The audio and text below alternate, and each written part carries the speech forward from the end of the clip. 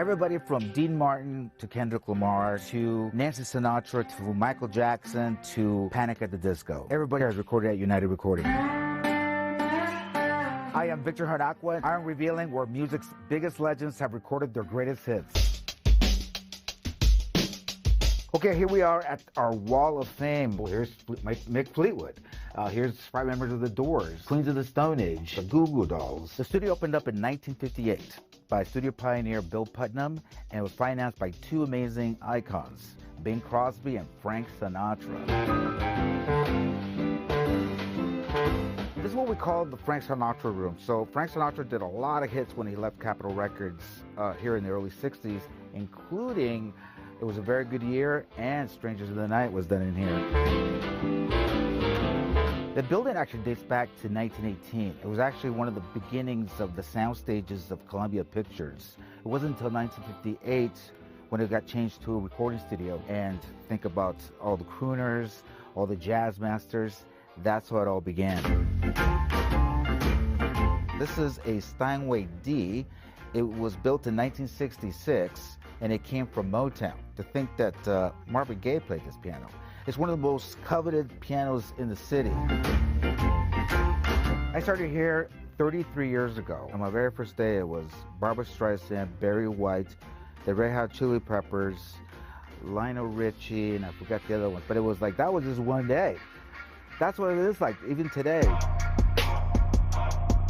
This is what we have here is a Focusrite 72 input console. Only 10 in the world were made, and only 4 exist today. A lot of amazing records were done here, including Kendrick's very last record that he just came out with was done here in this room. This room is also notorious for Lionel Richie's All Night Long was done here. We think about the 64 years of existence. Here's Nancy Sinatra, who actually came and paid us a visit one day, who did her iconic record, These Boots Are Made for Walking, here in Studio B. We are here in Studio B, which we known as the rock and roll room. Bands like Radiohead, Tool, Panic at the Disco. It's great for rock and roll because you can really push limits with this room. So you have here the drumbrella, which you can isolate the instrument what's under it. For example, Green Day, they call this room their sound because this is the drum room that you want to get. So when you hear American Idiot, that's this room. United Recording is located in the heart of Hollywood, right at the entrance of the Sunset Gower Studios. The vinyl district hits all the way to Gower, so which is where we're at right now.